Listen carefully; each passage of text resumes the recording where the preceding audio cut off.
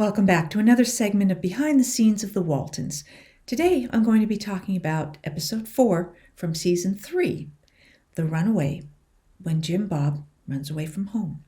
If you're enjoying these, please do hit like and subscribe. Jim Bob brings home the class mascot, Porthos, who is a guinea pig, and he is going to bring him home for the weekend. Jim Bob is being teased by Ben and Jason about this guinea pig, and he's taking it hard, and he wants to have it with him all the time. He tries to have it at the dinner table, and Mama is having none of that. He wants to sleep with it in his bed, and again, he gets overruled. The boys are going to kick Jim Bob out. They tease him and they pick him up, and they're going to carry him and the guinea pig outside to sleep in the barn. That gets broken up by Mama and Daddy, and he's told that he needs to put the guinea pig someplace else. He can't sleep with it. And so he puts it into his aviator's cap on the top of the dresser when he goes to bed. I love this shot that Harry Harris got from behind the rooster hopping up onto the fence to crow in the morning. My sense of this is that probably somebody near the camera or from down low tossed that rooster up onto the fence, and that the crowing was probably done in post-production sound. I don't think they had a rooster that would crow on cue. Harry Harris often directed episodes that involved work with animals, and in particular, scenes with chickens. And in this case, I don't know how much work it was to get this shot of the rooster, but there were definitely times when he needed shots and either the chickens weren't cooperating or the chickens were doing something that was distracting when it wasn't about the chickens. And so there got to be this running thing that what I remember about Harry was him always saying, "What are we going to do about the chickens?" And so from that point forward, whenever something wasn't going right, we'd tease him and go, "What are we going to do about the chickens?" When Mary and I took that cruise together between seasons one time, we were doing a little bit of a sightseeing tour in Grenada, and along the way, we came across chickens on the side of the road. We stopped and took pictures of them and took them back to Harry to share our experience finding chickens. During the night, we see that Porthos escapes from the aviator cap and somehow disappears. Come morning, Jim Bob goes to check, and Porthos is indeed missing. He looks around and finds him on the floor. Porthos has died. Jim Bob feels horrible. He's very upset about this. He goes and he tries to talk to John Boy. John Boy is in a hurry to get to school. He has a lecture he's going to be attending, and he just doesn't have time for Jim Bob, although he's sad about the guinea pig. He's like, "Well, we'll talk about this later." And then Jim Bob tries to talk to Mama. Mama is very caught up because Elizabeth has a cough, and she's trying to get Elizabeth to breathe in steamed hot water out of a bowl. So she shoos Jim Bob away, doesn't even give him a chance to explain what's happening. Jim Bob goes outside, and he tries to tell Daddy, but Daddy is at the sawmill and doesn't hear him. He taps him on the shoulder, and John is very upset because it's dangerous to distract him when he is working this saw blade. So he kind of snaps at him and sends him away. And Grandpa chimes in too and sends him away. And Jim Bob they think he's crying over having been yelled at, but no, it's about Porthos. And then he heads towards the door, and Mary Ellen and Aaron make unkind comments to Jim Bob, and nobody's listening. Jim Bob feels completely betrayed, like no one cares. He packs a suitcase and he heads out of town. John feels under pressure because he has a big order to fill for Mr. Dobbs that means some good money for the family, and that's part of why he snaps at Jim Bob. After this all happens, Jim Bob buries Porthos all by himself and then heads off.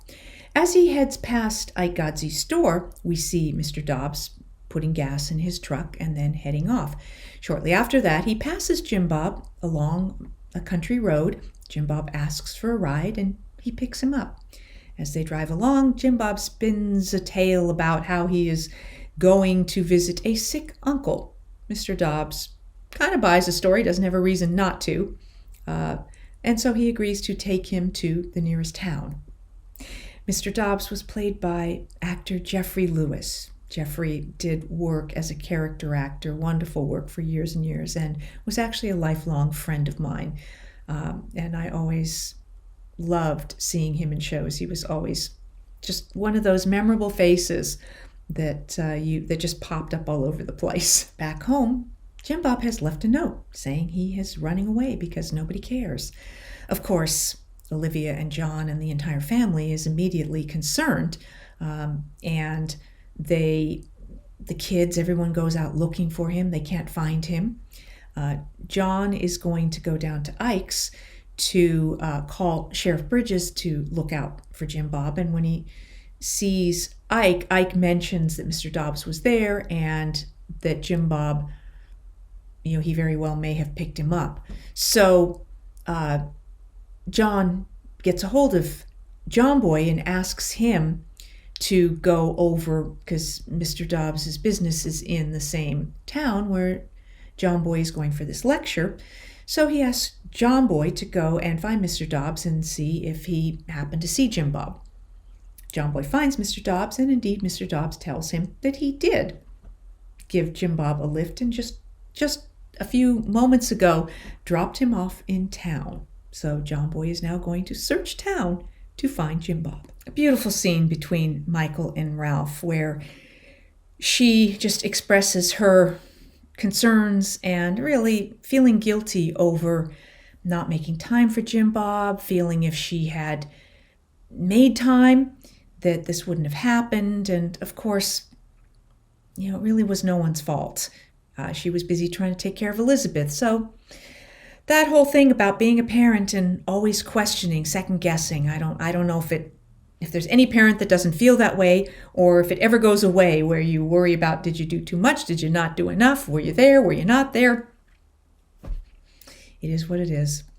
We do the best we can. As John Boy looks around for Jim Bob, he finally spots him by the recruiting office. He gets a hold of him, but then Jim Bob tricks him and he gets away from him. And John Boy chases him and ends up in this little area where he can't figure out where Jim Bob went. And he sits and he's trying to figure it out. And he looks over at this barrel, which moves. So he figures out that Jim Bob is hiding in the barrel. He gets Jim Bob to come out of the barrel and they talk for a few minutes. And Jim Bob talks about how he's going to go run away and join the Army Air Corps. So John Boy goes, great, let's go. So John Boy takes him into the recruiting office, where the recruiter soon figures out what's going on here and plays along. So he interviews Jim Bob and asks him the various different questions. And finally, he says Jim Bob can't sign up right now because he needs to have a high school diploma. So that he should go and he should finish high school and get his diploma and then come back and sign up. As I watched this episode, I kept finding myself being fascinated by the locations that were being used and where they were on the studio lot. I'd see, oh, they're in the jungle there. Oh, now they're on Western Street. Oh, now they're on Midwest Street. Oh, now they're back on Western Street. And sequentially, things were popping all over the place, but they were going back and forth between Midwest Street and the back lot and the jungle. And for me, that was just a fascinating little jigsaw puzzle in my head about where John Boy was going, where Mr. Dobbs was going, and John Boy drops off a young woman who he's going to take to this lecture, and that's also on Western Street. So just fun trip down memory lane for me. Before John Boy meets up with Mom and Daddy, and Jim Bob is going to decide whether he's going to run away or not, they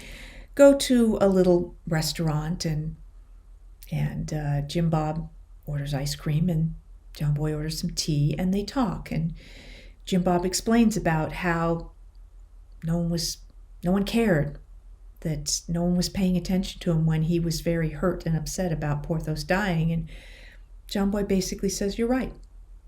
I was too busy, and I'm sorry.